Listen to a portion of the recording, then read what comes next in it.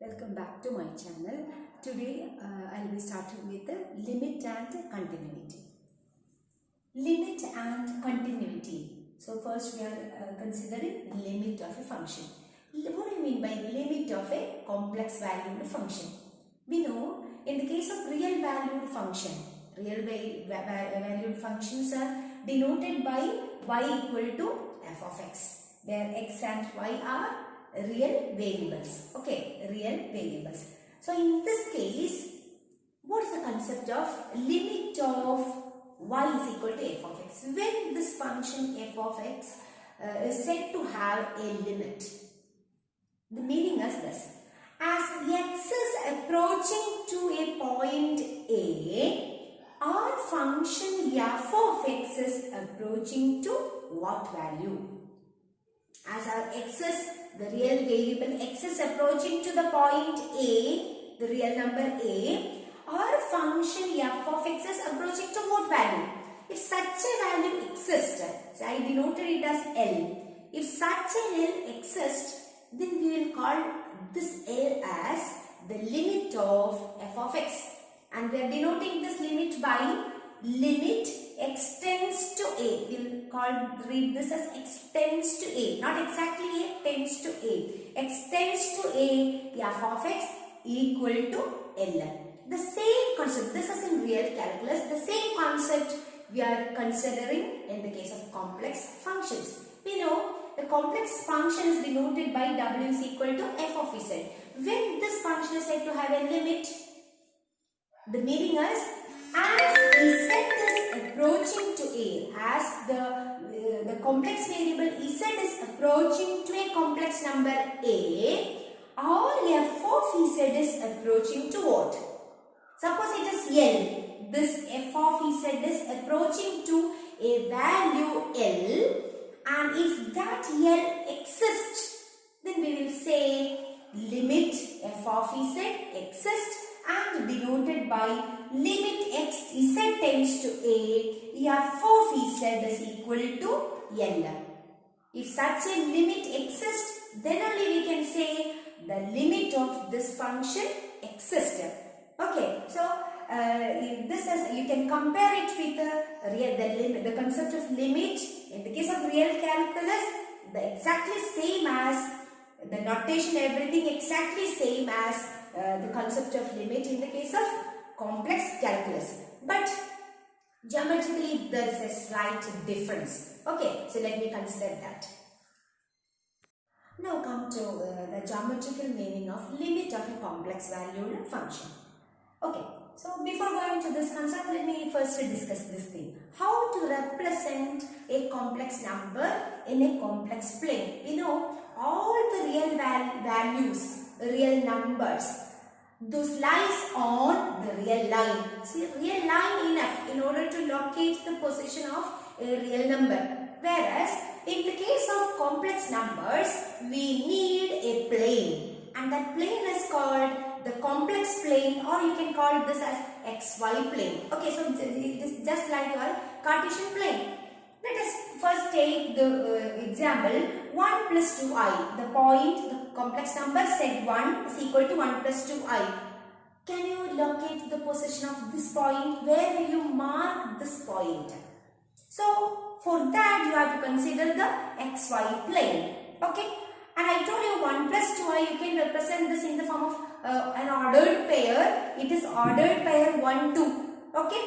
And the representation is now, it is very simple. How? You can represent the point 1, 2. 1, 2. This is Z1. 1, 2. In the, there is a slight difference. 1, 2 in the complex plane. Here it is Z1. 1 corresponding y coordinate is 2. So 1, 2. This is the point of 1 plus 2i. Now you consider 1 plus I. This is Z2. Z2 is 1 plus I. So in the form of ordered pair, it is ordered pair 1, 1. Okay. 1, 1. Where it lies 1, 1. Okay. So this is the point 1, 2.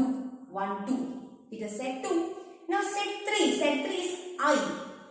I. How do you denote in the form of ordered pair? It is 0, 1. real part is absent, so you have to consider real part as 0, 0, 1.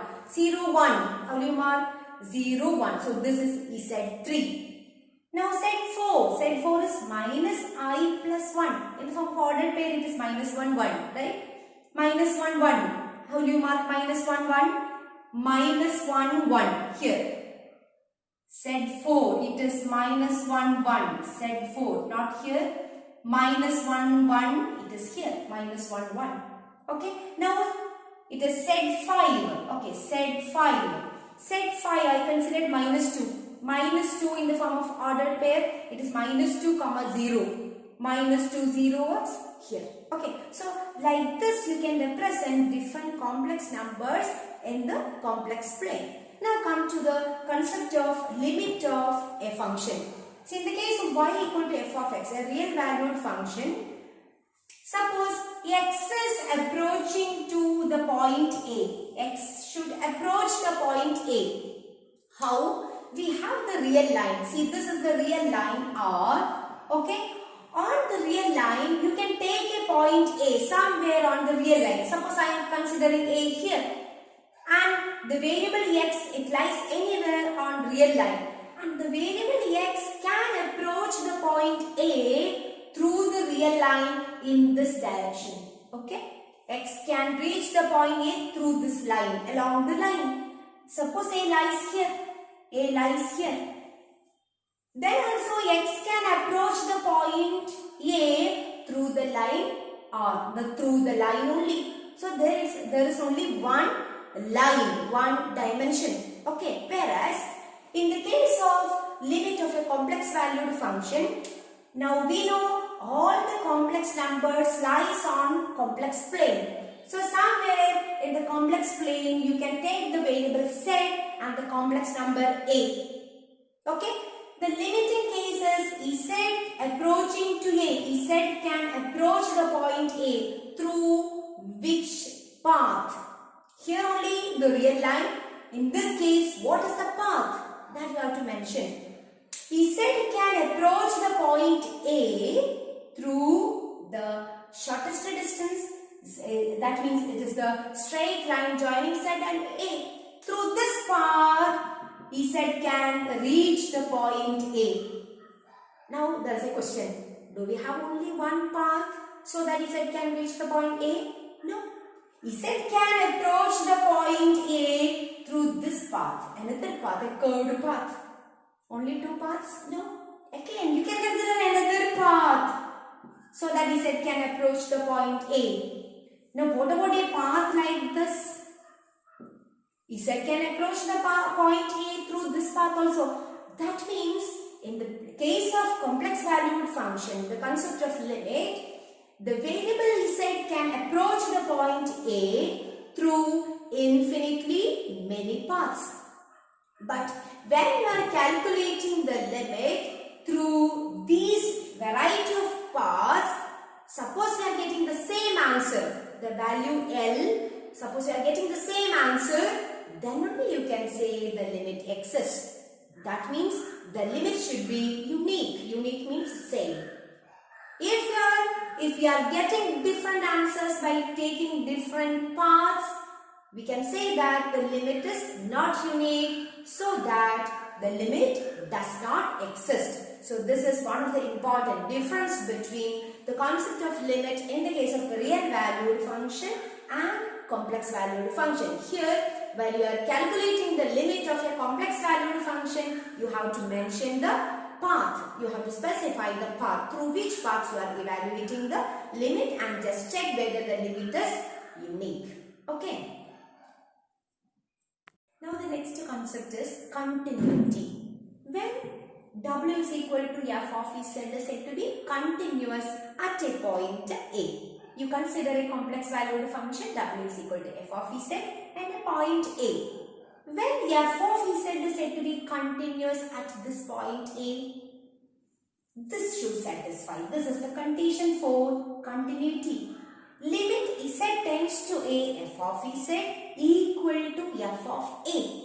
See, in the concept of limit, we just discussed this limit is equal to some n, and that n should be unique. But in this case, for continuity at the point A, that L should be f of A. What will be f of A? The value of f at this particular point A. Okay, if L is equal to this f of A, then we can call the function f as a continuous function. At which point? At the point A. So when a function is said to be continuous at a point A, if limit z tends to A, f of z is equal to f of A. And by evaluating this limit, I told you have to specify the path. Okay. Now look at the first question. Check whether the function f of z is equal to real z whole square by z square, mod z square, if z not equal to 0 and 0 for z is equal to 0 is continuous at z is equal to 0. You are asked to check whether this f of z is continuous at the point z is equal to 0. So in this question, instead of giving a single expression, you are given f of z in a split up form. One is for z is equal to 0. When z takes the value 0, what is f of z? F of z is 0. And for all the other values of z, f of z assumes real z whole square by mod z square.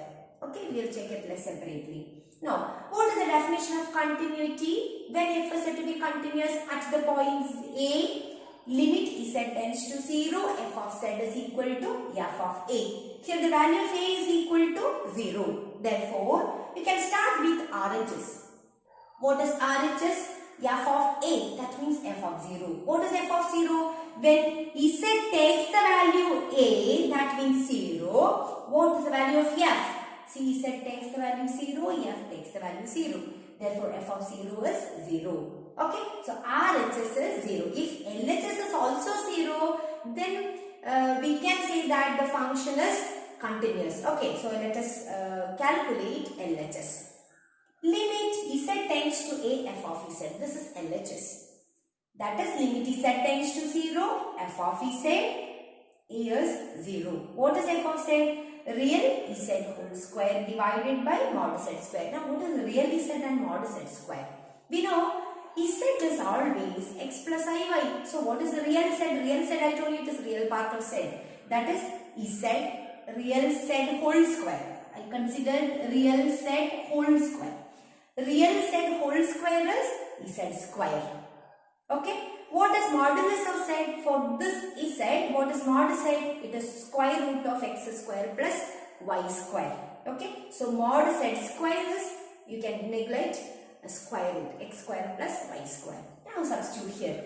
So, real z whole square means x square divided by mod z square is x square plus y square. Z tends to 0 means z contains x and y. So, as z is approaching to 0, you can write x tends to 0 and y tends to 0. What is happening directly when you are putting x is equal to 0 and y is equal to 0 in this expression? Both numerator and denominator become 0. Okay, so in this case, you have to take different paths in the complex plane in order to evaluate this limit. And what is the path that we have to discuss? So here the question is limit x tends to 0, y tends to 0, x square divided by x square plus y square. See, the variable z should reach the value 0 through which path?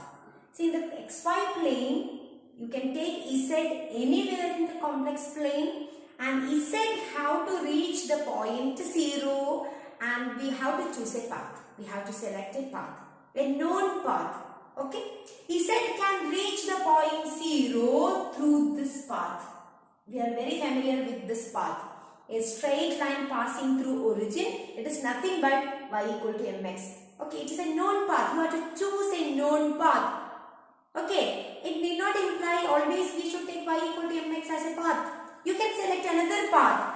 Z can reach the point 0 through the parabolic path. See the parabolic path. Y square is equal to mx or y square is equal to x. Okay, Z can reach through this 0 through this path. Another parabolic path. This is another path. Y square is equal to x. or Z can reach the point 0 through the perpendicular path. First Z to the x-axis, then through the x-axis the point can reach the value 0. Okay, another perpendicular path is first Z reaches this point, then from this to the point 0. Okay, so there you can see two perpendicular paths. So there are infinitely many ways that the variable Z can approach the value 0. So here I have taken a known path and it is very simple path y equal to mx. So in this evaluation I considered y is equal to mx as the path. So instead of y tends to 0, you have to specify the path y is equal to mx. X tends to 0 as it is our function. Now in this next step, before putting x is equal to 0, you substitute the path. Instead of y, you put mx. So y square becomes m square x square. And from the numerator and denominator, see denominator contains, both the terms contains x square. So x square can be taken outside. So it gets cancelled with the numerator x square. Okay, so we simplified. So after cancelling x square, we have limit x tends to 0, 1 by 1 plus m square, and that doesn't contain any x. So as x tends to 0, our final answer becomes 1 by 1 plus m square, and this final answer depends on m. So what is our conclusion? Is it unique? Is it unique? No. By changing values of m, see y equal to mx, when you are changing values of m, what about this limit? This limit is also changing. That means this limit is not unique. When limit is not unique, what we can say about the continuity of this function? See, LHS fails. In the definition, LHS fails. Okay, since the limit does not exist, we can say that the function is discontinuous. So in this example, what about the continuity? Is it continuous? No, the function is discontinuous at the point z is equal to 0. So what we discussed today about continuity of complex valued function. Hope you all understood what I discussed today. Thank you very much.